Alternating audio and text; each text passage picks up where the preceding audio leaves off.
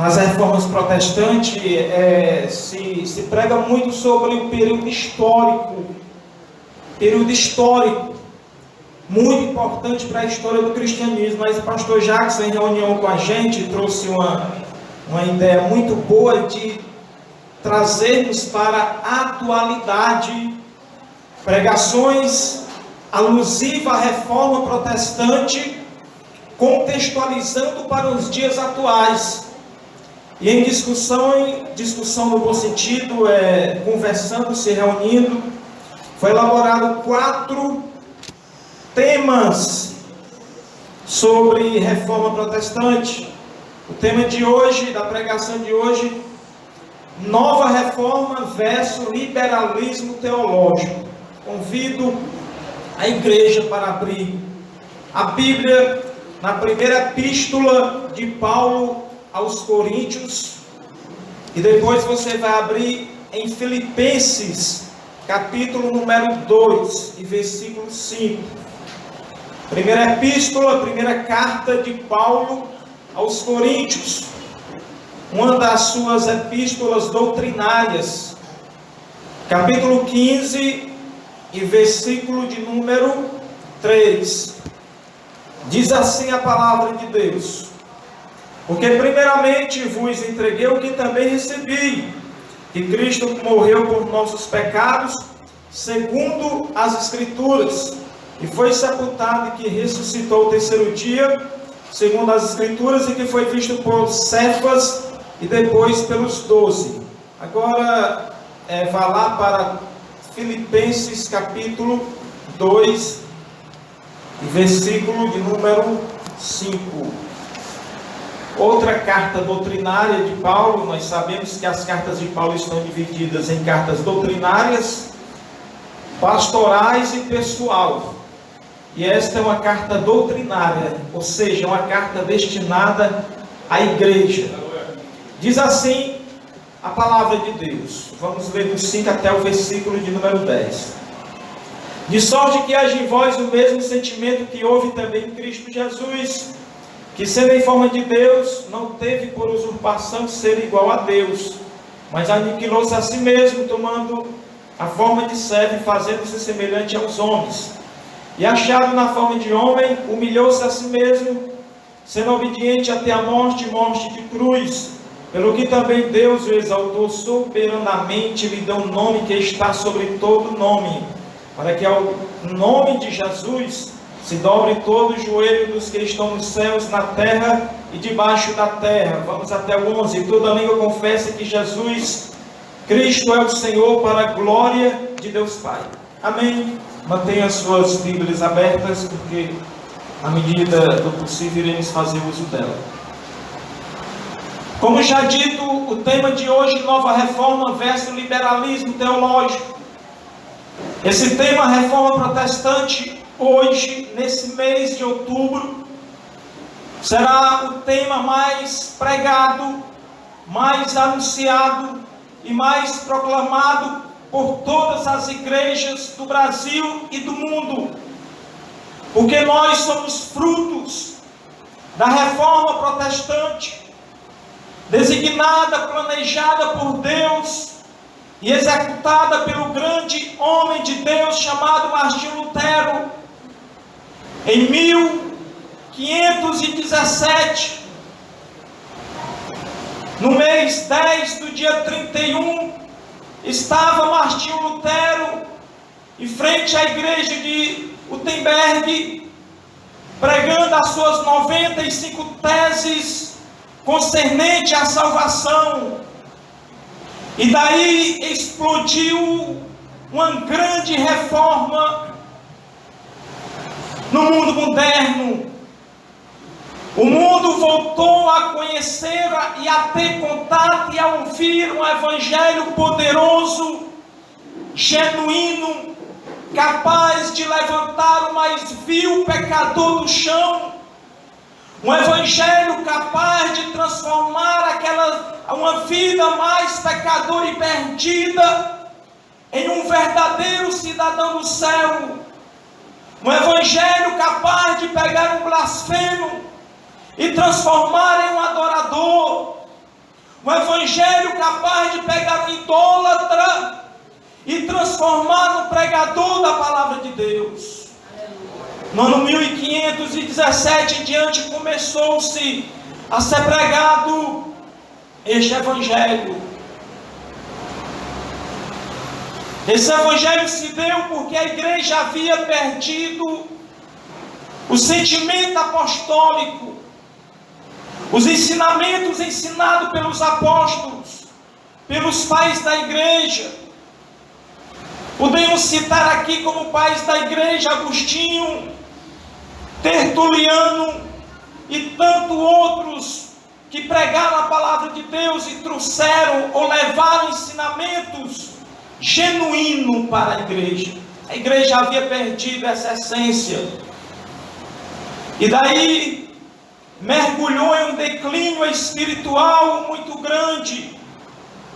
Um declínio espiritual que trouxe consequências desastrosas, que manchou a história da igreja, que manchou a história daqueles que na época professavam a cristandade. A igreja havia perdido isso, e daí houve essa grande reforma que culminou no avivamento, onde o evangelho foi espalhado pelos 4 cantos da terra. Mas já se passaram, meus amados irmãos, cerca de 5 séculos desde a reforma protestante. E o que mais se discute na igreja, ou um dos assuntos mais discutido na atualidade, é se a igreja necessita de uma nova reforma. Um assunto palpitante que é discutido nos seminários, nas faculdades, nas escolas de obreiros, entre os pastores, se há necessidade de uma nova reforma. E um dos principais motivos dessas discussões, desses debates acalorados, é por conta do surgimento do liberalismo teológico. Muitas pessoas acham que o liberalismo teológico tem a ver com usos e costumes. As pessoas acham que costumes que as igrejas outrora tinham e hoje não tem mais, tem a ver com o liberalismo teológico. Não. O liberalismo teológico é muito perigoso. O liberalismo teológico tenta apagar as conquistas oriundas da reforma protestante. O liberalismo teológico se opõe à teologia conservadora. Hoje nós temos 2 teologias: a teologia conservadora, a teologia que defende a Trindade, a teologia que defende a divindade do Filho de Deus, a teologia que defende os atributos divinos de Jesus, a teologia que defende a existência e a divindade do Espírito Santo. Essa é a teologia conservadora. E a teologia liberal, a teologia que ataca esses princípios. A teologia liberal, o liberalismo teológico, ataca os pilares do cristianismo. Quais são os pilares do cristianismo? Os pilares do cristianismo é a Santíssima Trindade. A pessoa que deixa de crer na Santíssima Trindade, essa pessoa perdeu o contato com Deus. A divindade de Cristo, a encarnação do Senhor Jesus, a ressurreição de nosso Senhor Jesus Cristo, a descida do Espírito Santo ocorrida em Atos dos Apóstolos, e por aí vai, os pilares do cristianismo. E essa teologia, ela tem atacado esses pilares. Para a teologia liberal, a Bíblia não é infalível. Para a teologia liberal, a Bíblia não é inerrante. Para a teologia liberal, a Bíblia contém erros. Para a teologia liberal, a Bíblia não é a palavra de Deus. Veja em que situação a igreja brasileira mundial se encontra nos dias atuais, sendo atacada por essa teologia diabólica. E é sobre isso que iremos ministrar nesta noite. Ditas essas palavras introdutórias, vamos para o primeiro ponto, a definição da teologia liberal, como surgiu. A teologia liberal surgiu no final do século XVIII, fruto do iluminismo. Como dito, defendendo que a Bíblia contém erros, que a Bíblia não é a palavra de Deus. Defendendo que a Bíblia não é absoluta, mas relativa. Para o liberalismo teológico, tudo é relativo. Não existe absoluto. A Bíblia não é absoluta. E eles vêm questionando ao longo da história. Há uns 300 anos essa teologia surgiu. E eles questionam os milagres contidos no Antigo e no Novo Testamento. A travessia do Mar Vermelho não existiu. Os milagres contidos no Antigo Testamento, como a queda do maná para alimentar o povo de Israel, não existiu. Eles defendem isso. Os milagres do Novo Testamento escrito neste documento sagrado, chamado Bíblia Sagrada, para a teologia liberal, são histórias, mitos,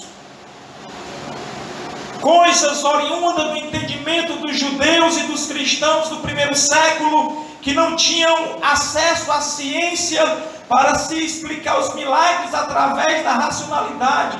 Eles ensinam isso. E essa, meus amados irmãos, essa doutrina doente, diabólica, está presente em todos os lugares. Eles ensinam isso. Jesus não ressuscitou, segundo eles. A ressurreição de Jesus é algo interpretativo.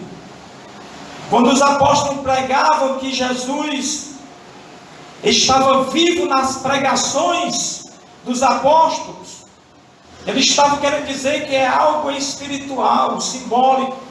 Não aconteceu de forma literal. E o mais preocupante, meus amados irmãos, é que essa teologia, ela tem se espalhado, ela tem se multiplicado, e ela tem se opondo, tem se estado em oposição a esses assuntos ditos como os pilares do cristianismo. Ora, João 3,36 diz: aquele que crê no Filho tem a vida eterna, mas aquele que não crê não verá a vida, mas a ira de Deus sobre ele permanece. Aí a teologia liberal vem e diz o seguinte: que se a pessoa sentir que tem intimidade com Deus, relacionamento com Deus, mesmo sem aceitar Jesus como Salvador, esse indivíduo é salvo. Não há salvação fora do cristianismo. Não há salvação fora da ressurreição de Jesus. Não há salvação fora da pessoa bendita de Jesus. Não há salvação se o indivíduo publicamente não confessar o nome do Senhor Jesus, levantando as suas mãos. Mas eles ensinam isso. Eles ensinam, meus amados irmãos, pelo mundo afora. E aí, depois dessa definição, nós já entramos no segundo ponto: as implicações do liberalismo teológico nas igrejas cristãs. O liberalismo teológico representa uma ameaça à igreja cristã.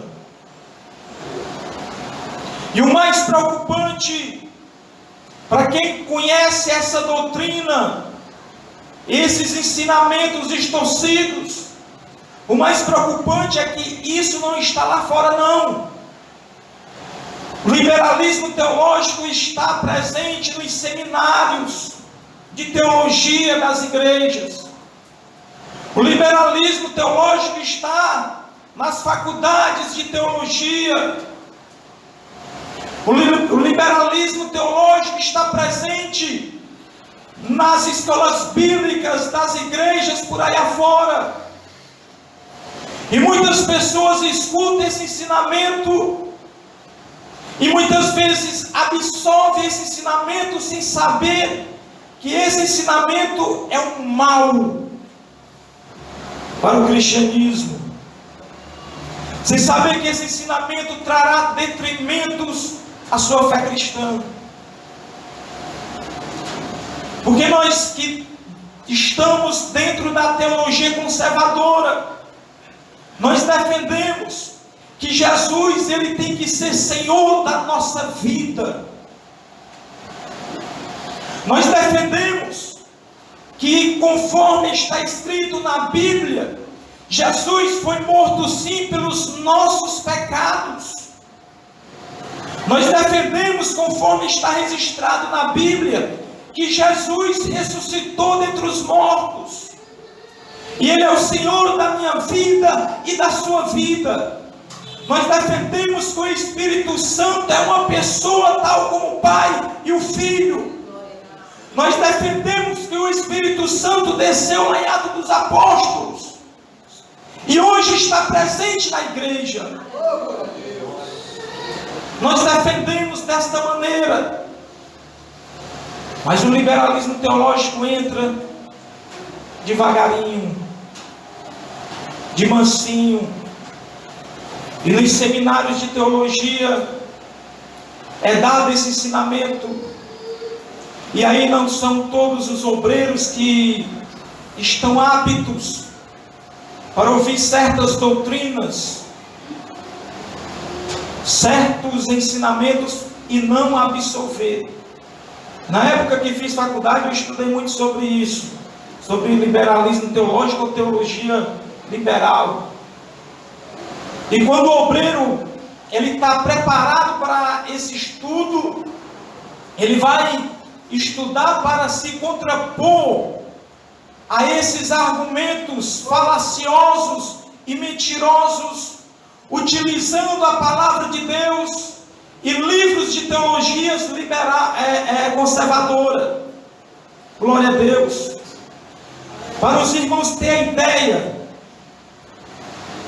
do mal que essa ideologia pode causar uma igreja, a teologia liberal entrou nas igrejas da Europa. As igrejas da Europa no passado eram igrejas cheias do Espírito Santo. Mas hoje, o cristianismo na Europa praticamente não existe mais. As igrejas na Europa existem vários templos bonitos, templos bem feitos, construídos há muitos anos atrás, porém vazios. Os cristãos não vão mais às igrejas lá na Europa. Muitas igrejas sequer abrem. E eles entraram também na América, precisamente nos Estados Unidos, que foi um berço do Evangelho para o mundo, assim como a Europa, levando prejuízo e detrimento a centenas de milhares de igrejas.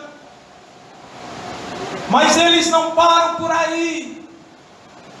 O diabo tem muitas formas de atacar. Se você for ver a história da igreja dentro da teologia, você vai ter essa conclusão. E uma das maneiras que ele ataca é através da própria teologia, ou do próprio estudo da Bíblia. Claro que de uma forma distorcida. Eles não ficaram na Europa e na América Central. Eles chegaram também no Brasil. O liberalismo teológico, ou teologia liberal, chegou no Brasil.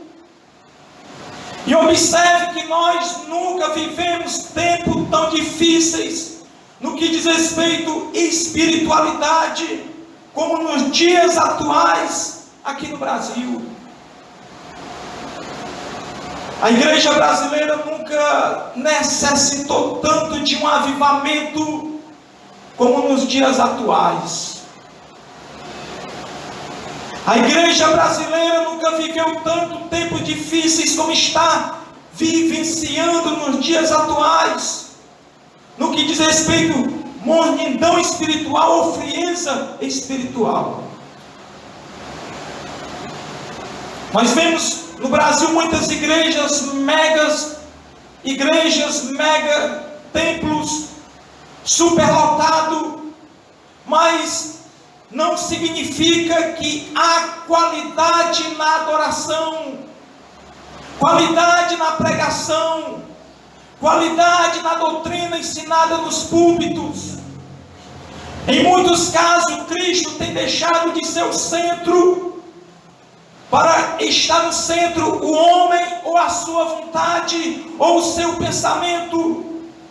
Nós vemos muito pelo Brasil afora, pregadores pregando aquilo que as pessoas querem ouvir, não aquilo que elas precisam ouvir, pregando promessas, em detrimento de temas centrais, apontando para a cruz de Cristo, apontando para a ressurreição de Cristo, apontando para a santificação e apontando para a segunda vinda de Jesus.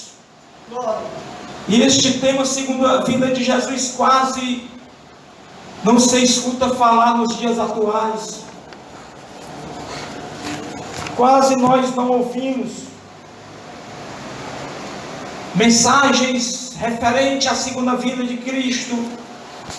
Aqui, graças a Deus, aprove a Deus que a Assembleia de Deus Novo Tempo tem pregado sobre isso, sobre a vida de Cristo, tem ensinado. Nós realizamos 2 conferências nesses 7 anos de existência, 2 conferências escatológicas, abordando praticamente todos os assuntos correlatos referente à escatologia.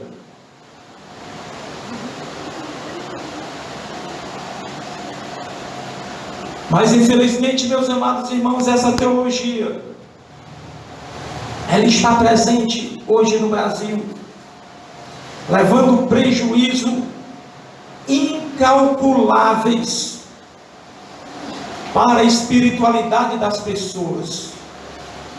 Sabe por quê?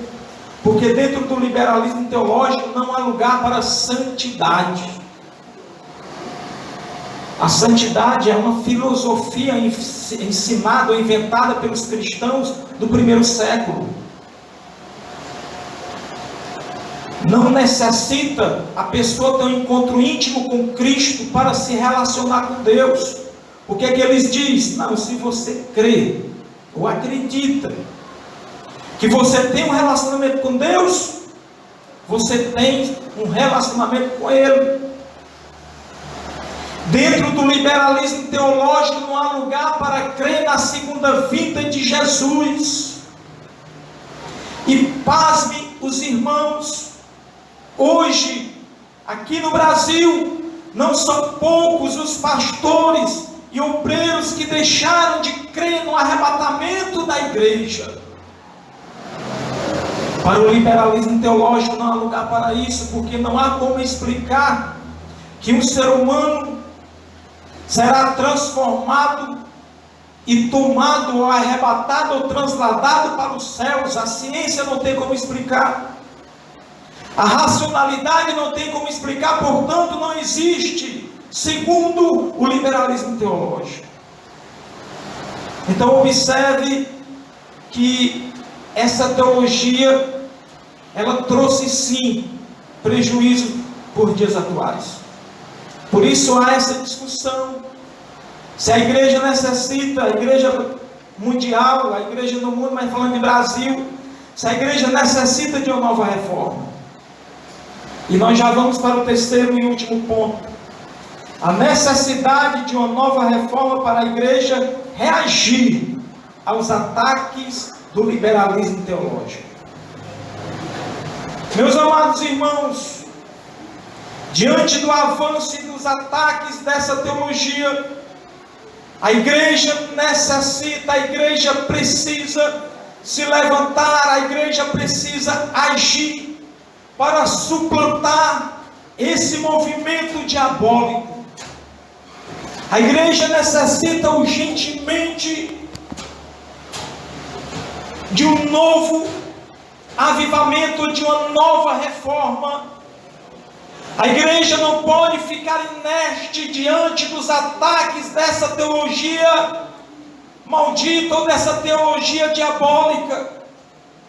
E segundo muitos teólogos conservadores, o caminho para reagir a esses ataques seguirá um caminho de uma nova reforma. Por quê? Porque reforma significa mudança. Reforma significa conserto, modificação. Ou seja, a igreja necessita consertar o que está errado na prática do cristianismo. E nós separamos aqui alguns elementos essenciais, imprescindíveis, indispensáveis para a igreja reagir aos ataques do liberalismo teológico. Primeiro, os ensinamentos da Bíblia e seus princípios são absolutos e não relativos, como eles ensinam. O que está na Bíblia, para nós, para a igreja santa, remida, comprada com o sangue de Cristo, não é relativo, negativo. São absolutos, são inegociáveis. Deus não abre mão dos seus princípios. Deus não abre mão de estar no centro. Deus não abre mão de ser a personalidade principal nos cultos. Deus não abre mão de que o seu povo ou o seu rebanho pratique a santidade. Isso é absoluto. Segundo, a santidade é um pressuposto para um relacionamento com Deus. Caso contrário, não há relacionamento. Há pessoas que acreditam, não basta ir à igreja, basta ir ao culto. Há várias pessoas que congregam, mas nunca aceitaram Jesus, nunca foram batizadas nas águas, porque ouviram alguém dizendo, não basta você estar lá ouvindo a palavra, orando, louvando, e aí você já se relaciona com Deus. Sendo que para nós praticarmos esse relacionamento é necessário santidade. Para ter santidade é necessário obediência à palavra de Deus. Caso contrário, não há como ter relacionamento. Hebreus 12:14, segui a paz com todos e a santificação, sem a qual ninguém verá ao Senhor. É a Bíblia que está dizendo. Terceiro, Deus deve ter primazia nos púlpitos e nas reuniões, e não pensamento humano. As pregações pregadas nos púlpitos tem que ser aquelas pregações extraídas das Sagradas Escrituras, aquelas pregações que falam o coração do homem, aquelas pregações que faz com que o ser humano reconheça a necessidade dele se dobrar aos pés e ao poderio de Jesus. Quarto, a igreja necessita urgentemente voltar a desejar com fervor, a volta de Cristo, e não estar alheia vivendo como se o arrebatamento nunca fosse acontecer. Como nós falamos há pouco, não são poucos aqueles que deixaram de crer no arrebatamento da igreja. Há muitas pessoas que vivem como se isso jamais fosse acontecer. Mas olha, Lucas 12:40, estáis vós apercebidos, porque virá o Filho do Homem na hora que não pensais. Quinto, a igreja necessita urgentemente restaurar o fervor espiritual através da leitura e estudo da palavra de Deus. A palavra de Deus, a Bíblia, é uma ferramenta que jamais pode faltar na vida de um cristão. A leitura da Bíblia Sagrada jamais deve faltar no nosso dia a dia. Há pessoas que, quando aceitaram Jesus no passado, liam, estudavam, meditavam, faziam estudos, mas hoje há pessoas que não conseguem sequer ler um capítulo.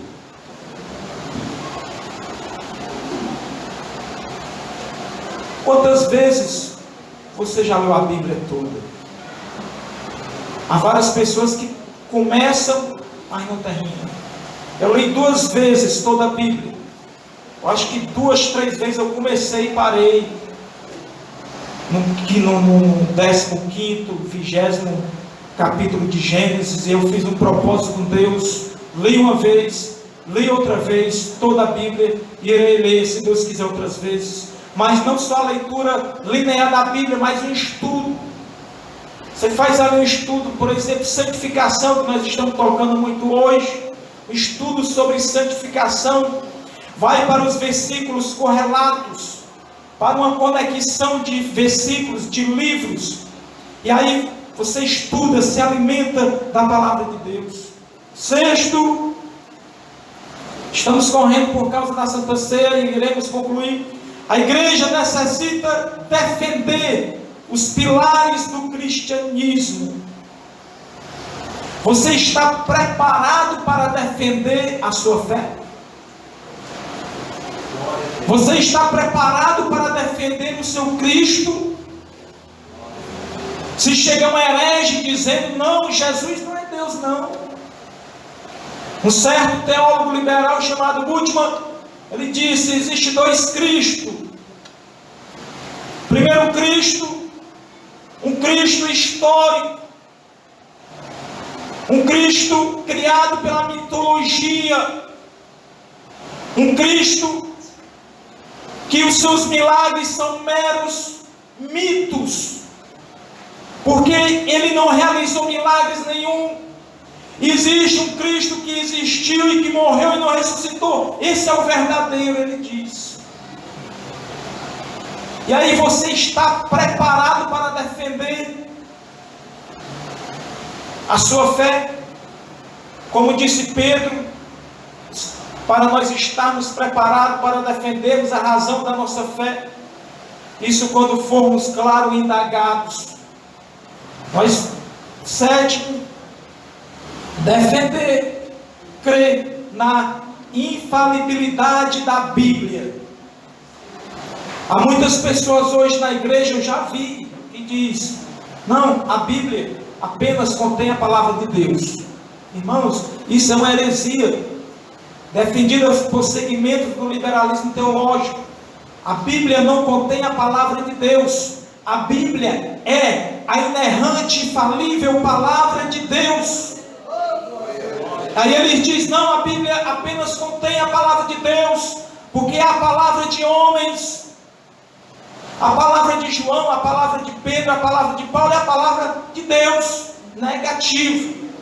Como disse Paulo a Timóteo, toda a Escritura, Paulo diz, toda a Escritura é divinamente inspirada por Deus. Partindo desse pressuposto, a Bíblia é a palavra de Deus. Portanto, meus amados irmãos, nós devemos defender com unhas e dentes os pilares do cristianismo. Jesus, como disse Paulo em 1 Coríntios 15, versículo 4, Ele morreu pelos nossos pecados segundo as Escrituras.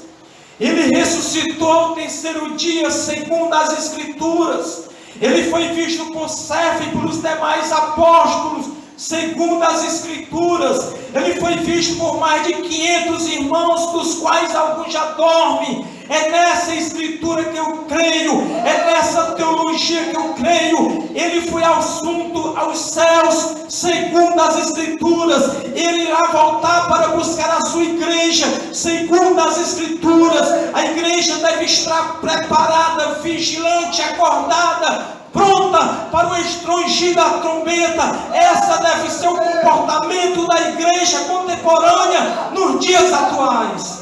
Louvado seja Deus. E que Deus em Cristo vos abençoe.